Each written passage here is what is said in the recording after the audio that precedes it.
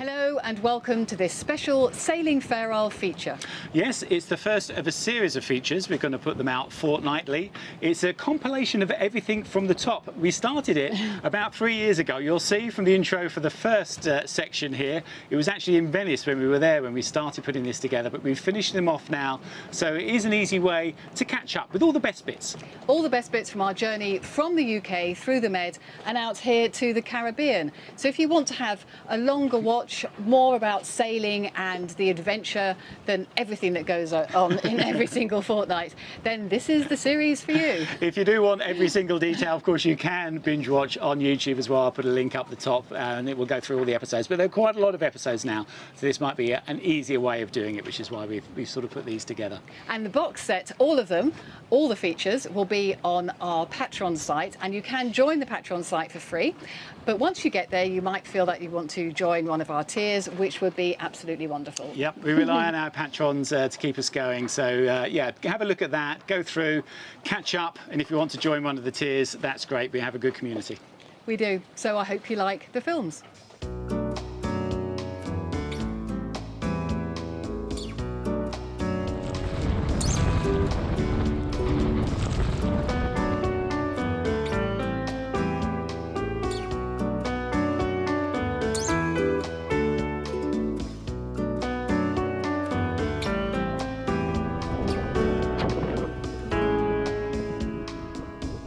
Hello and welcome to Sailing Fair Isle, the movie. Yep, this is the feature-length version. You might have seen us on YouTube, but this one is sort of showing a bit more of the travel aspects and the lifestyle, sailing of course, because that's what we do. Absolutely, sailing. We decided to do it in our mid-50s rather than our mid-60s, so that we still had enough life left to get going and make the most of it. Our children had left home, so we sold our house and downsized, as you do, though this might be a bit extreme. Yeah, although we didn't downsize that much with the boat. This is our Hans Christian 48T. She's built in 2000. We picked her up, what, 5 years ago now? 5 years ago. So we had her we bought her in Holland. We had her for a couple of years in Holland. Then we did a bit of a shakedown cruise. We went round the south coast of England, really, the Channel, over to the Channel Islands, the Scilly Isles. Yeah, and that was quite a good way to get our sea legs, wasn't it? It was, and then we decided, because we're filmmakers and journalists, to start a YouTube channel. And this is really what this is about. This film is the cobbling together, if you like, of season 1. And it'll carry on. We'll do all the seasons in this sort of feature-length version. So I hope you like the film.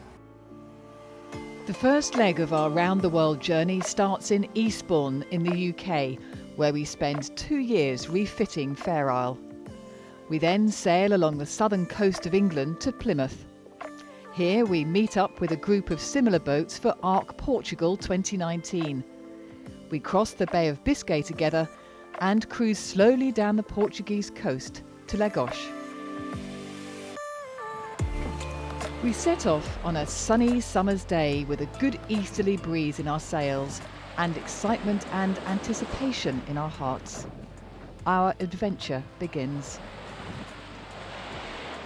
The white chalk coastline, so familiar to us now after 2 years in Eastbourne, gradually makes way for the open sea.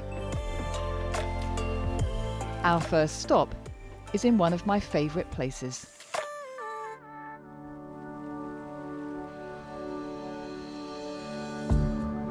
Motoring up the river to Chichester Marina always makes me feel happy. Keep an eye on the tide though, we did get stuck once. But on this occasion, we were straight through the lock to the visitor's berth.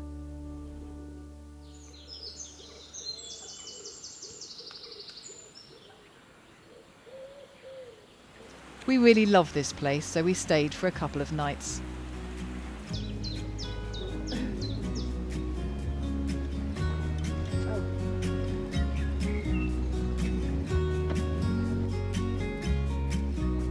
I recommend the 30-minute walk along the coast to the pub for lunch, which we did with a couple of friends. It's definitely blocked. Luckily, there is another way to the pub round the back.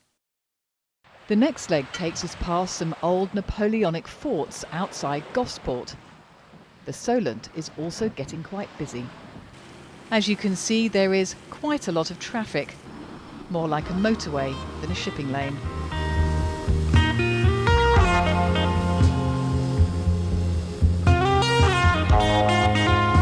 Then we reach another favourite of ours, Newtown Creek on the Isle of Wight. The perfect place to anchor and paddleboard. Spot the paddleboarders, our friends Lindsay and Susie, who've been coming here for nearly 30 years. I can see why. Yeah, you should have plenty of water there. I'll have a look.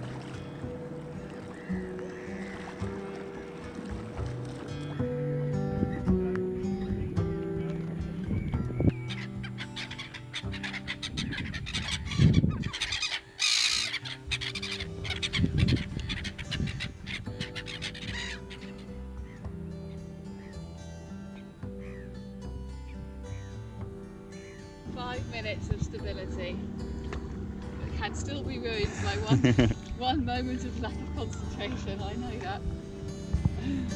It was flat calm, but still it takes a bit of getting used to. The reward is a sense of, well, walking on water.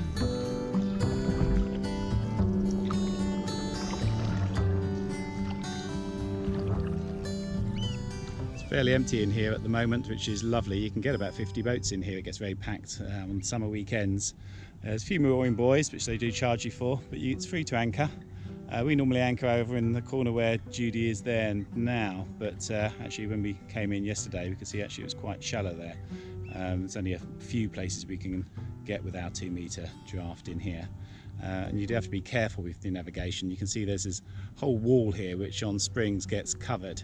It is marked on the corner here, and you know you'd be silly to come in here and not pay close attention to your charts, because you can go very wrong if you go in the wrong place here.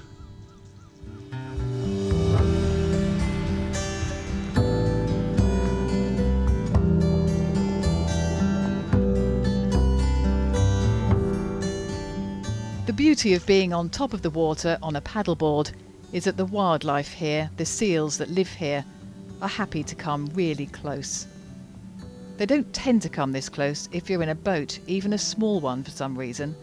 It must be something to do with the board being less threatening.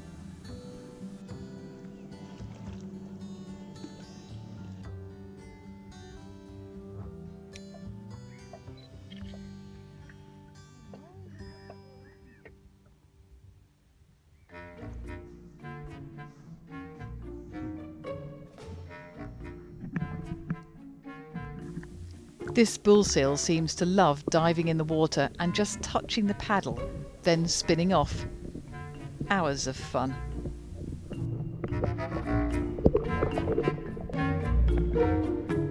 Yes. You like nuzzling my paddle, don't you?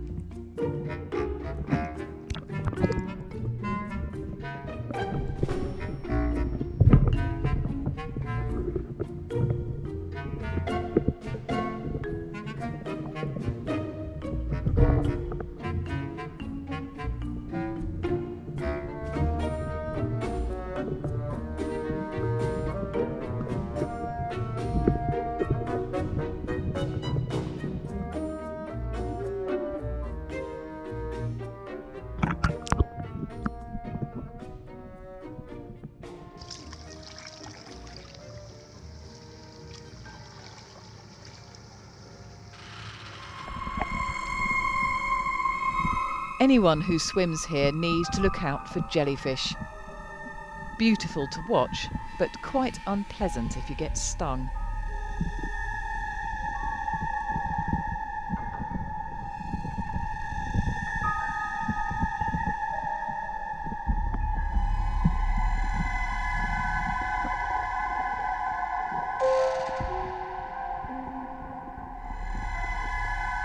Their markings are quite distinct.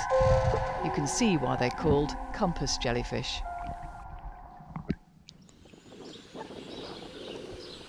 The marshland is owned by the National Trust, and they don't charge to come here, but we do make a donation. Our second night, idyllic as always, just incredibly peaceful.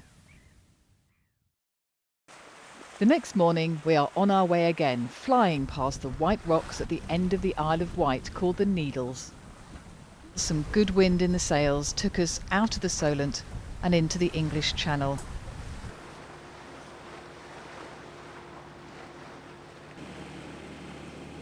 We arrived at Weymouth at sunset, ready to drop the anchor. Okay, so we're about half tide at the moment. It's about 2.5 metres of tide. Maybe 1.5 metres. So I'll be looking at about 5.5, 5. Yeah, somewhere around there. See how far off the shore we are with 5 metres or somewhere around that.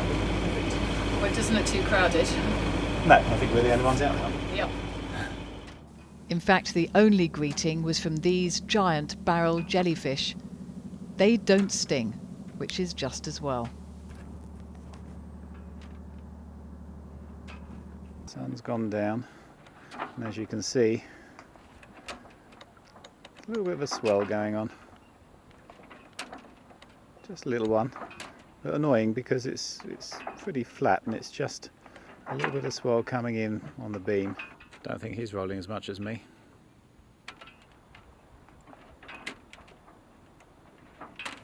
It doesn't matter really. I quite like being gently rocked to sleep.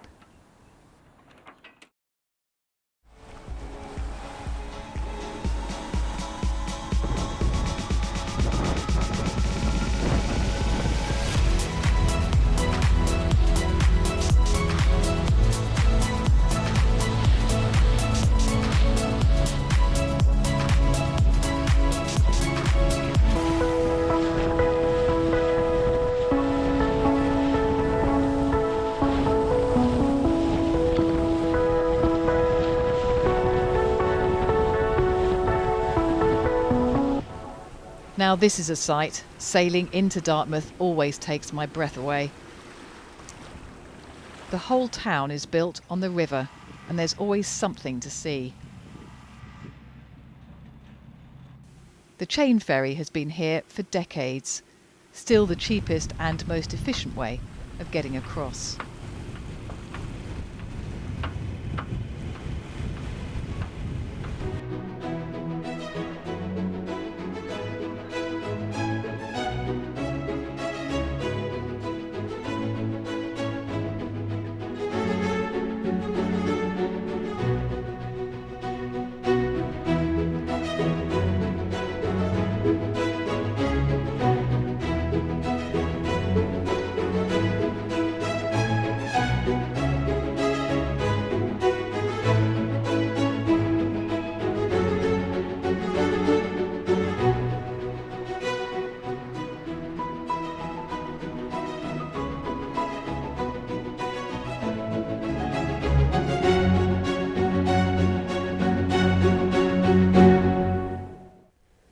In Dartmouth we bumped into another crew preparing for ARC Portugal.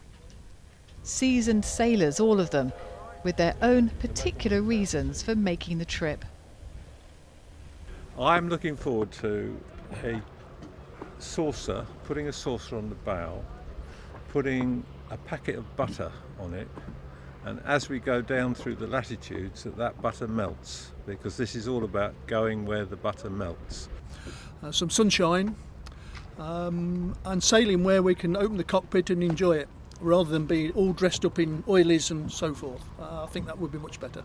So looking forward to that, and the challenge of crossing the Bay of Biscay, of course, because everybody I tell that I'm going to cross the Bay of Biscay, they'll go, "What, at your age?"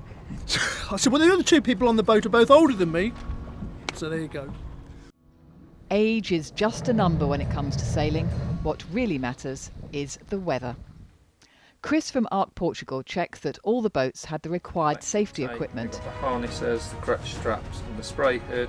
Then it's a matter of looking for that weather window. At this stage, it didn't look too bad.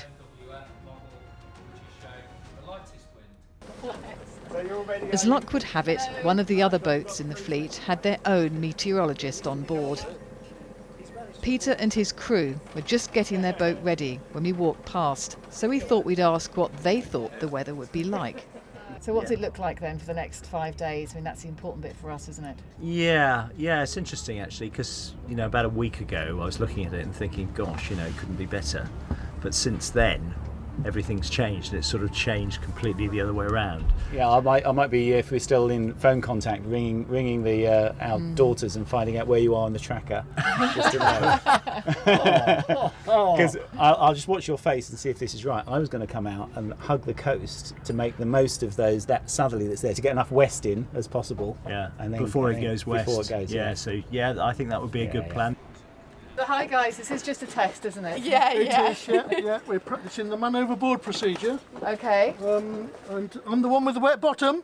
Right. Okay. And I think we got you'd have you high enough there, then we get you in there. Don't fall back. Just step over, Okay, brilliant. and then hopefully you're out of the water. Ellie is the youngest member of the ARC Portugal team. She's crewing for her dad, who used to be in the Royal Air Force. Not with the hat, take the hat off. The hat's chubby. But when it comes to the interview, she's the one in We've charge. done a passage like the Bay of Biscay before? No, never. So this is going to be the longest one, I think, for all of us to sail across. Oh well, okay. Looking forward to Fingers it. Yeah, it should be really good. Just obviously the night sailing, I think we're all nervous about and cautious of, but it should be all right. Make it across. There's something exciting about everyone setting out to the start line together. Here we are, bright and bushy-tailed, at 8 o'clock in the morning.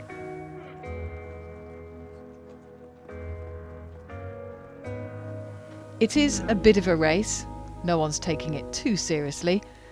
I was looking forward to some better weather, while others dressed for the worst. No, I know, look at them, look. Yeah. They're going to Scotland again. Are you going south this time? Openers, here we come. So we're waiting for the 10-minute buzzer, then there's a 5-minute buzzer, and then it's 9 o'clock and we go. We can sail into here, in this bit of water here, no problem at all. It's all deep out here, even though they've got this massive carbon because of the huge warships. And then we'll set a line straight out there. I mean, I quite like to be quite close to the breakwater because we've got to make this bit of headland as well. We've got to make the headland, yeah. Bit of a weight touch. Just make sure it's really free. Bit of weight. It's really free. Just put some engine in. No. That's it. Hold up there. 2 seconds.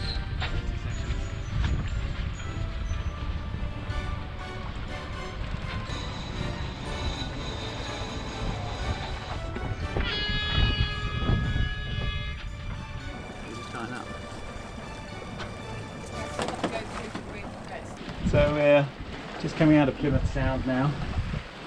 The whole fleet's just trying to get around this headland, and you can see it's raining. Julie's got her tea. The windscreen wipers on.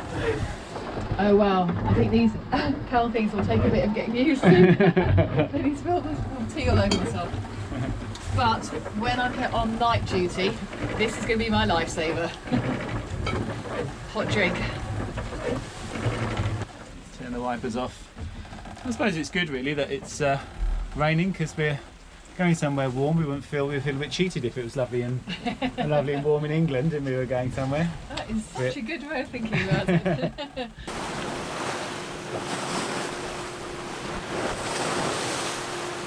Our Hans Christian is 26 tonnes, twice as heavy as any of the other boats.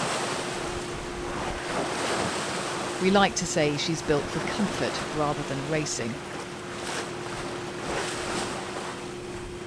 But even Fair Isle struggled with the headwind, and we had to tack south sooner than we would have liked, before the wind turned and we had no option but to motor to get west.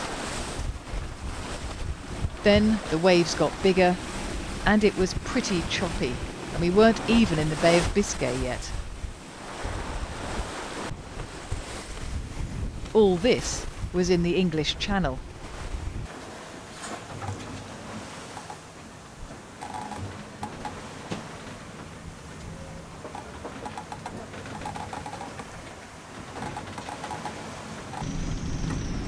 Is that it? Bit more.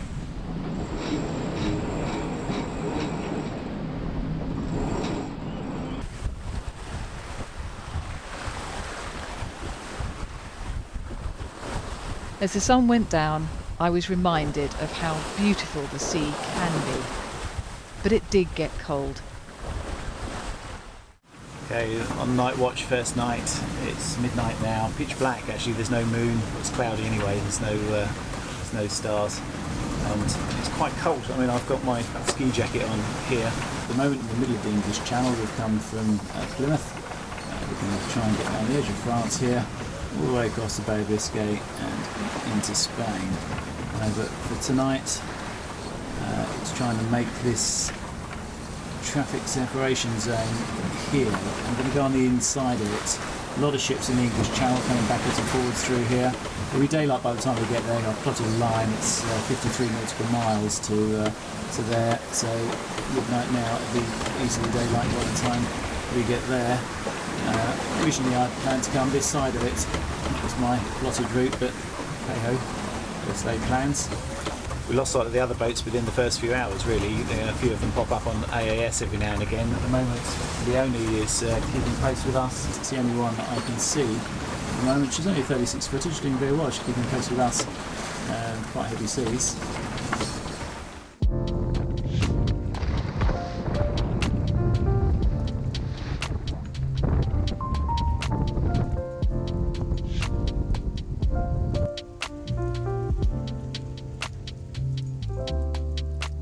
The next morning, things did brighten up and both of us managed some sleep. One thing that got us both up on deck, though, was dolphins.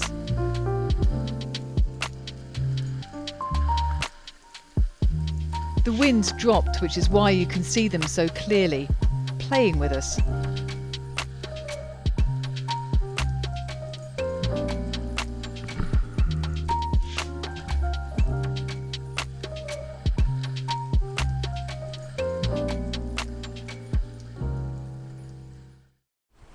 It would have been nice to have radio contact with the other crews, but pretty much from the start we have very little sight of them.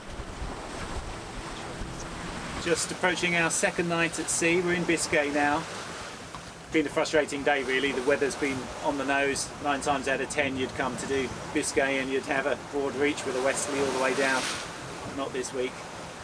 It's been difficult actually getting in to Biscay as well. We expected to go outside the shipping lanes. That was the route I was going to take, and just because of the weather didn't work out that way, so we went through inside between the land and the shipping lanes, about 9 miles offshore. Île-de-Sante is the island that's just off there, and we managed with our Wiry, which is a high gain aerial on the backstay there, to grab a little bit of phone signal, which was useful because it's given us a weather update, and it showed us where the other guys were as well. We got the tracker, because we've been out here all day and not seen a soul, and you sort of think, well, where are they all gone? Well, now we know they are out there somewhere. We might bump into one tonight. And before the sun goes down, the weather's told us that the wind might pick up a bit tonight. So we're going to put a reef in the main just to not to overpower the boat at night and settle in for the night.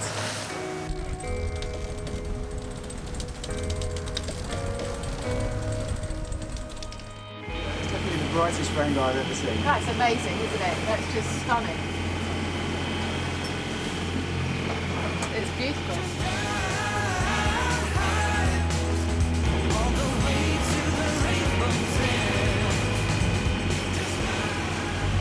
Well, I don't know if you can see this, but it's raining outside. It's morning, about 8 o'clock on Tuesday morning. We were told there'd be a depression going through, and they're not kidding. It is absolutely pouring with rain. Pretty busy.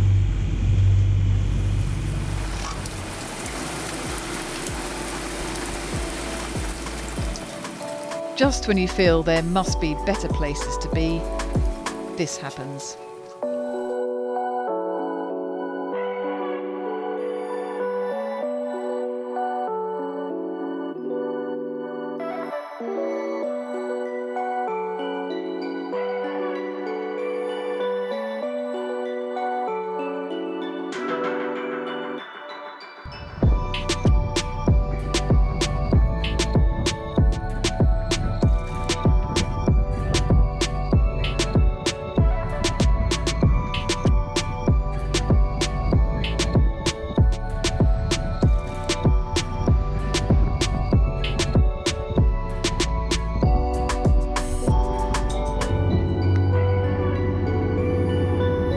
sun came out again, but with it came a message. We'd managed to make radio contact with one of the other boats in the fleet, and they had some bad news. Well, as you can hear, we're now motoring at full speed. That message, VHF message, was from Flight of Time, another boat on ARC Portugal, who's had an email through saying that there's an intense low pressure coming through Cape Finisterre, which is between us and Bayonne, where we're trying to head for. So that's going to be a no-go for us, along with all the other lead boats. So we're going to run for cover into La Coruña. That seems like, looking at the pilot book, the best place, and I think that's what Flight of Time are going to do as well. So we're due to get there early hours of the morning. Looking at the app, you can see all the boats crossing the English Channel, then dividing. 3 boats took shelter in France, the rest of us kept going. This is the point at which decisions had to be made. Some boats, including us, changed course to head for ports in Spain. Others also changed course to head west to avoid the worst of the storm. For all of us, the weather was bad and getting worse. Well, we made it to A Coruña. We got in at 8 o'clock this morning. We're both pretty knackered. The Bay of Biscay lived up to its horrible reputation as a very choppy sea. It was pretty choppy. The biggest concern, I think, is that there are 6 boats still out there. They're going to have to think about how they're going to bypass the worst of the storm, which is predicted to be at midnight tonight. We're planning to continue our journey at 11 o'clock tomorrow, but we'll see. We'll take a view on that in the morning. Okay, so it's morning. The storm has gone through. It went through quite quickly. Obviously, it's going to have left a hell of a swell out there, but we're going to have to battle our way through that. Looking at the tracker for the guys that were left out there overnight, they've got themselves west and north to get away from the worst of the storm. One of the boats, Diablito, looks like it's lost its engine. In fact, we've had reports that there's a couple of boats that have, and Diablito's quite a small boat and is in the wrong position, so we hope that they're okay. I would imagine they're just hove to and batten down the hatches. They're going to just have to sit it out and be very uncomfortable, I think. We had quite a straightforward trip, really, in for us. We were lucky enough to be close enough to get in. In fact, we slowed the boat down towards the end. We didn't motor full pelt all the way because we decided we only had 35 knots of wind.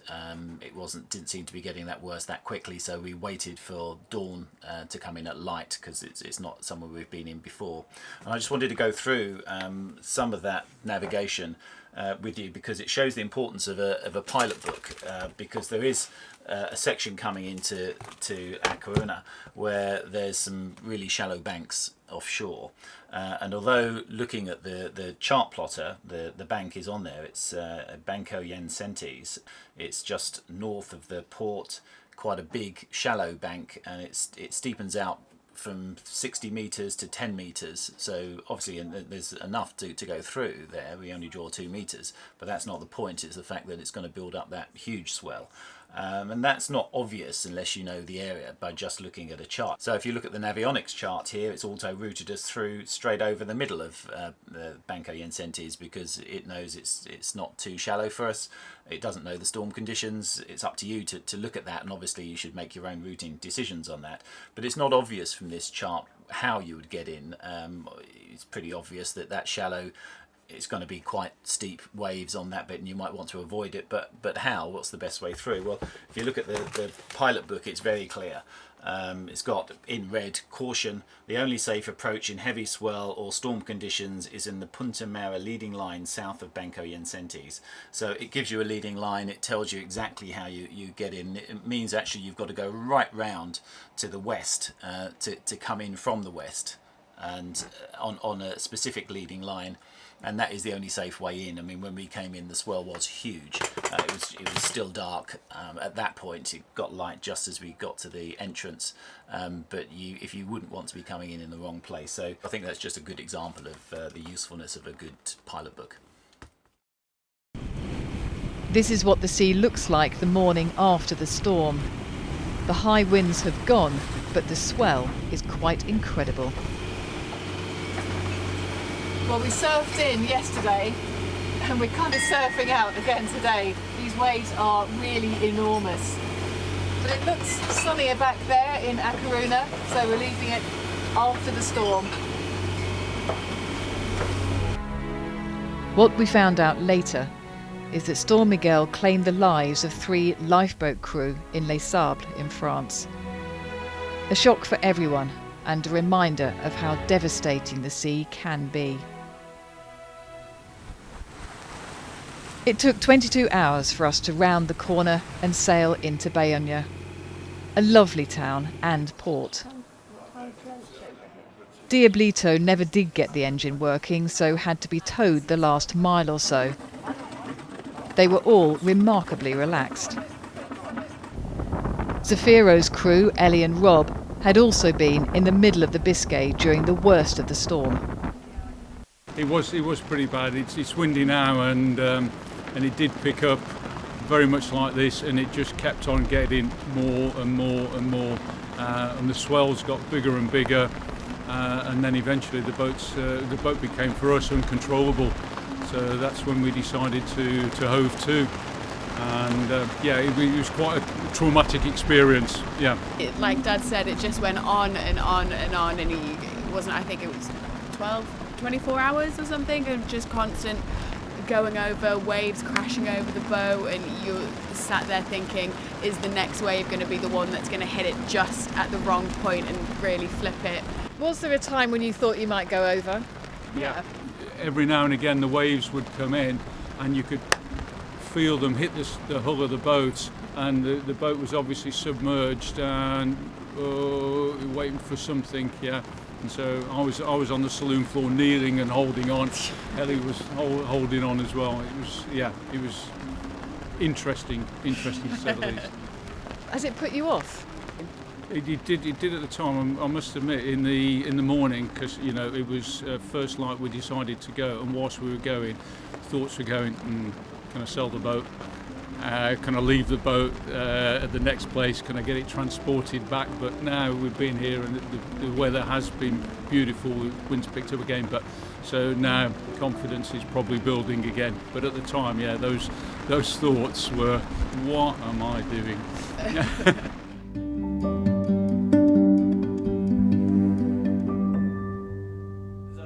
It wasn't quite the prize giving in Bayonne that was planned. None of us made the Thursday afternoon deadline, so awards were given for other achievements like visiting the most ports on the way or hours spent at sea when the storm had hit. But the sun was out and the wine flowed, and we had made it.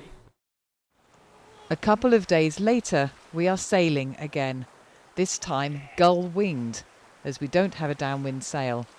It gave us time to admire the Portuguese coastline. Then up ahead, an amazing sight, gannets dive-bombing the water. Where there are fish, we thought, there will be dolphins, so we headed over.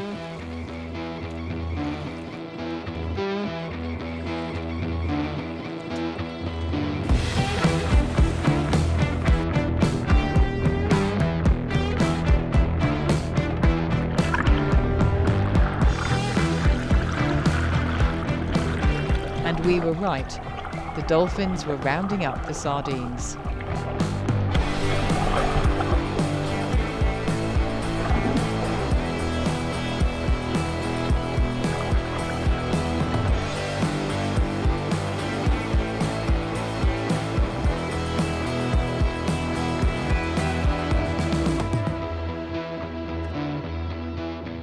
Our friends from Flight of Time took this picture of us as they sailed past.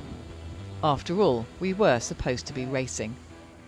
Eventually we did make it to Porto, where we stopped for a couple of days before sailing on to Lisbon. More of that in a minute. But first, Porto is well worth a visit.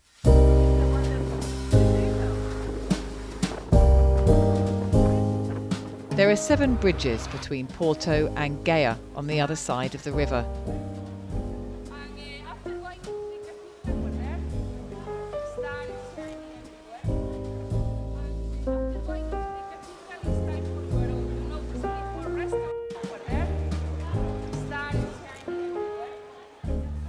It's only in the last 10 years that Porto has really started to attract visitors, and this is where we had the best pastel de nata. I'm now hooked. Lovely. Porto is also the home of port, so we had a tasting. Because if they can't compete oxygen, the color is lighter. The next sail was in another gale. Bell's ringing as well, isn't it? Yeah, you know you've got a proper swell when the bell rings. Too much wind now, and right on the nose. So we gave up and went back to port for the night, leaving the next day with everyone else. Next morning, calm this morning, so it's going to be a bit motoring. That's what we were trying to avoid yesterday, really, by going in that wind, but it didn't work. Bit of a shame. But yeah, you can see boats already going out. All the fleet will be leaving today.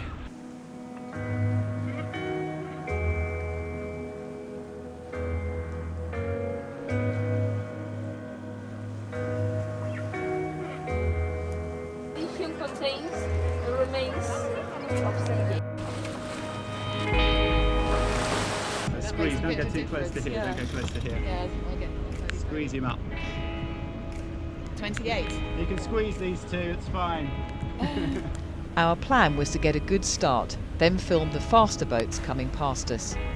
But first we had to set up our sails.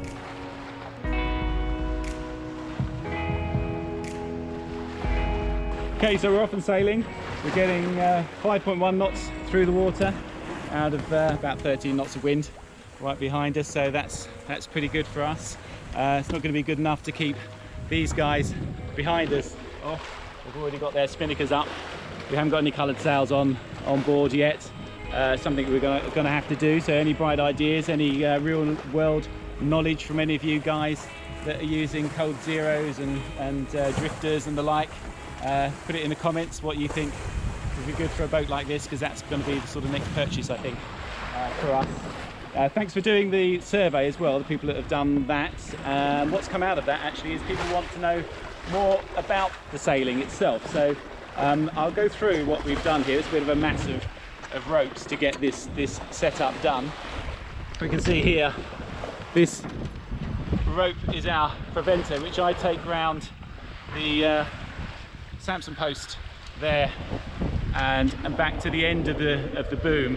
I mean, the key thing there with preventers is to get it to the end of the boom. It's dangerous to have it midway. There's a lot of strain on something like that, and it needs to come forward, not just down to the tow rail. There's can be a lot of strain on preventers. So coming around the Samson post, obviously the strongest part of the ship. Back to the winch on the mast is good for me. It does put this sort of trip line all the way down the middle of the deck, which isn't so good. But yeah, does the job nicely.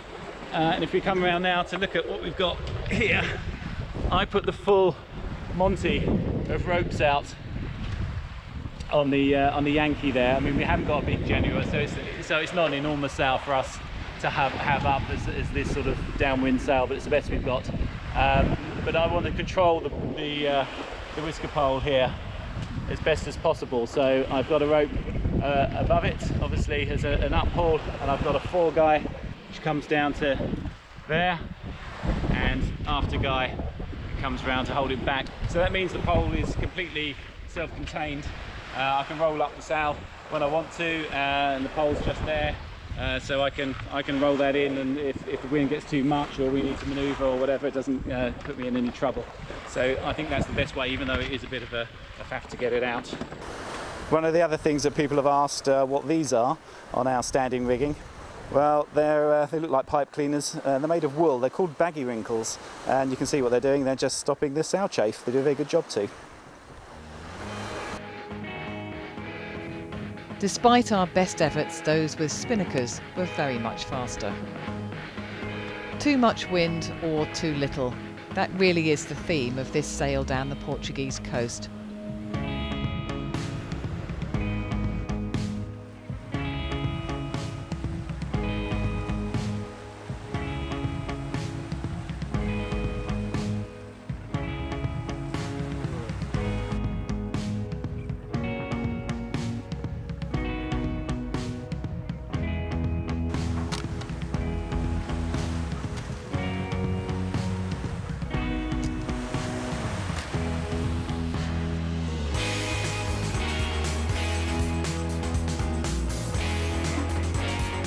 We've been joined by a couple of friends on board, so that made a welcome change.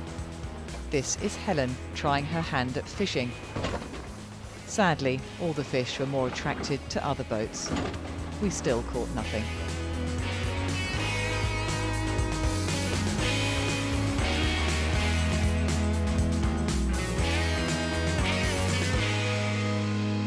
Then some more dolphins. Really big ones this time.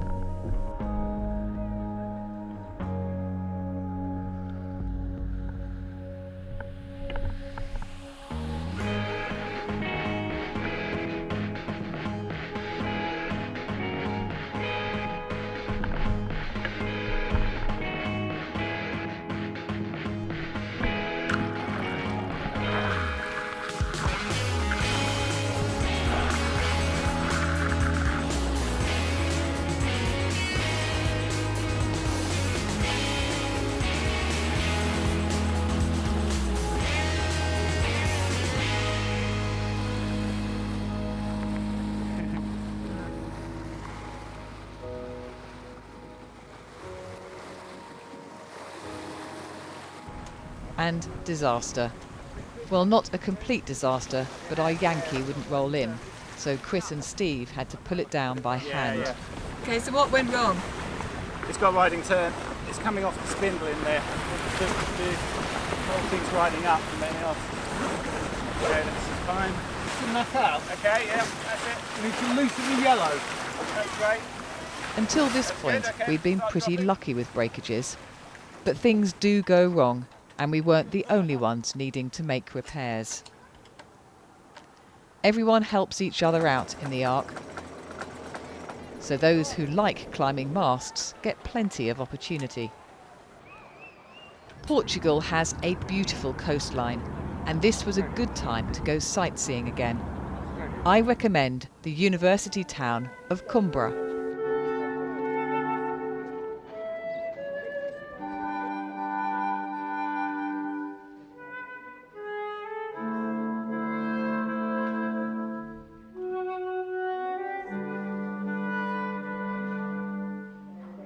Stunning mosaics and a lovely old town. A good time to relax.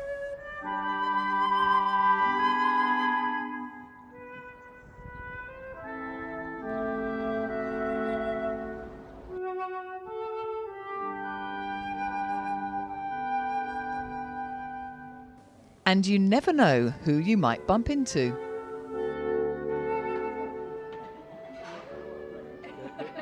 The crew that comes and has for breakfast port and superbock. Superbock. Excellent. Fresh orange juice. And the sardine sandwich though. Yeah. Yeah, very good. Is that really a sardine sandwich? Yeah, delicious. It is? Yeah, delicious. Good grief. Excellent. Impressed. The ARC also gives us the chance to talk to some amazing sailors. We are next to the sailing gods. Yes, the Norwegians. This is Embla 2, the second swan that these guys have had.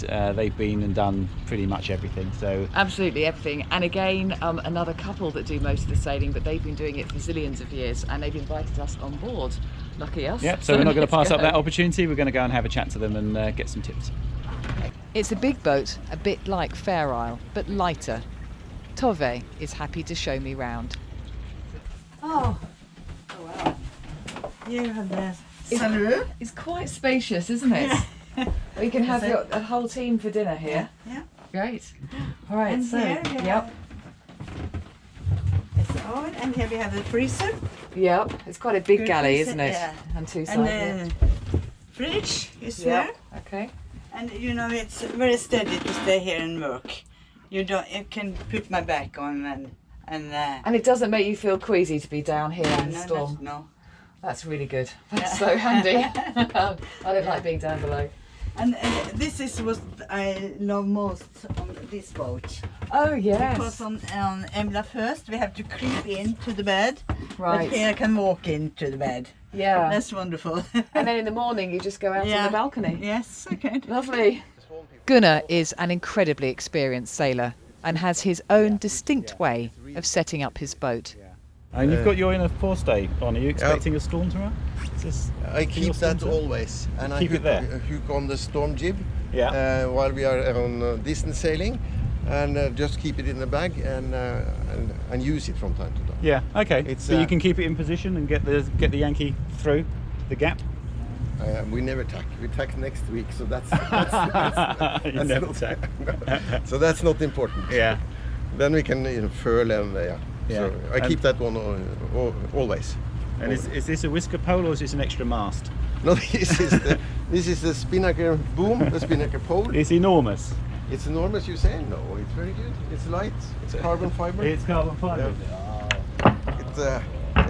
Yeah. The only bad thing is that it's expensive, but it was here when we got the boat, so we haven't added that one either. Yeah.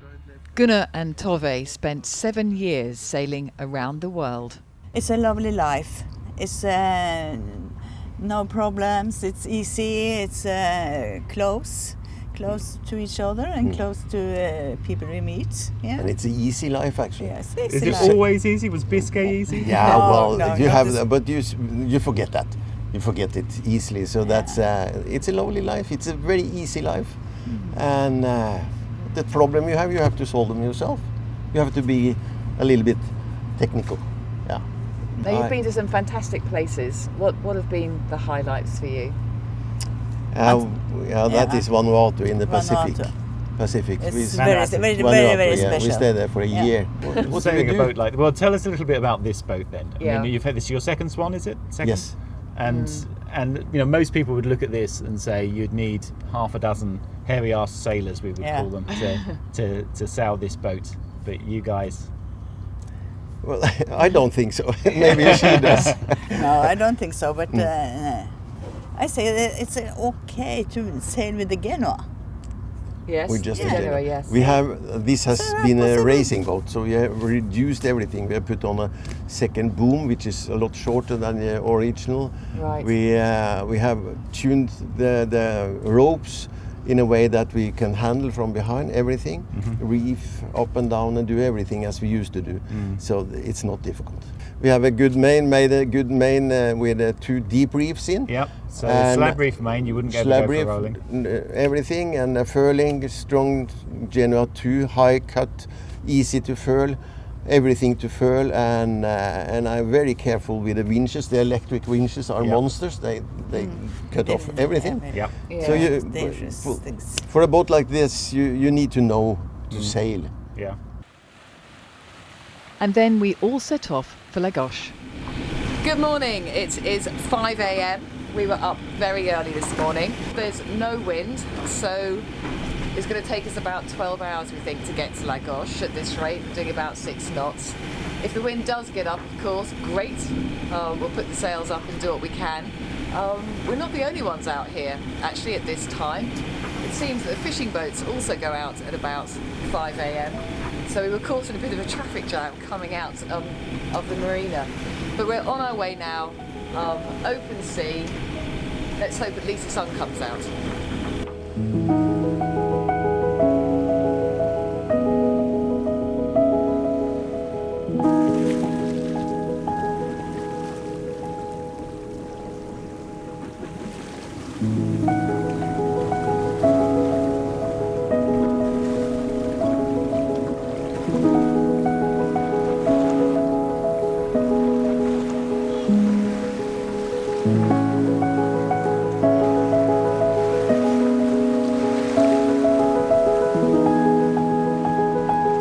The sun did come out at last, and we were going so slowly, there was time for a swim.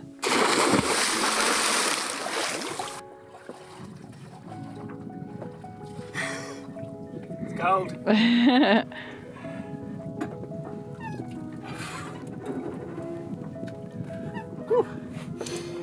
it's not quite the Caribbean just yet.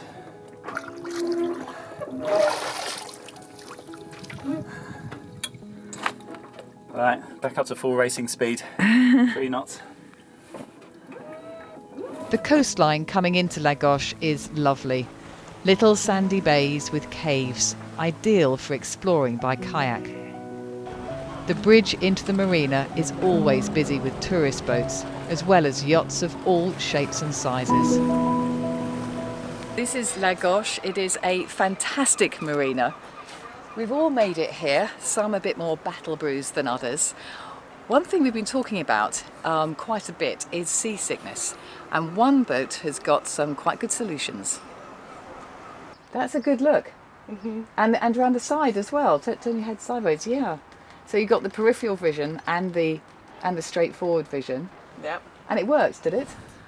I mean, I'm not entirely sure what part worked, whether it was the tablet or the glasses or having a little sleep, but after an hour and a half or 2 hours, I felt much better. Okay, so move your head, because you can see, can't you, that the liquid stays stable. Yeah, I don't know not that stable, you can, but it stays level, doesn't it? I don't know that you can tell. I don't think that I can tell that it's moving, because it kind of moves right. your head. But that's great then, isn't it? Because then it is tricking your mind into thinking that the horizon is level. Yeah. Another more dramatic solution for seasickness is a watch which gives you an electric shock. Oh, I feel a little something. Yeah. It's just kind of like a tingle. Oh, there it is. Oh, wow, that's level 4 then. Okay, let's go to number 5. It's just more of just a slight little bit of a current running through the bits of your arm. It's it's not painful or anything like that. It's right, but it just feels tingling. Yeah, just like slightly tingle, not even like an extreme tingle, just like kind of like somebody taking a little feather and across to the skin. So, but if it works, I guess it's worth wearing it. Yeah, I do wonder if I had it tighter, if you'd feel the current a little bit more on the lower levels. So none of you felt compelled to electrocute yourself on the way over then to... I mean, if I had known that was an option, it could have been a little fun. Yeah, you might have. I might stay away from the electrocution. Avoiding electrocutions, dolphins, fantastic anchorages and sunsets. This has been the first leg of our journey. Thank you for watching, and we'll see you again in part 2.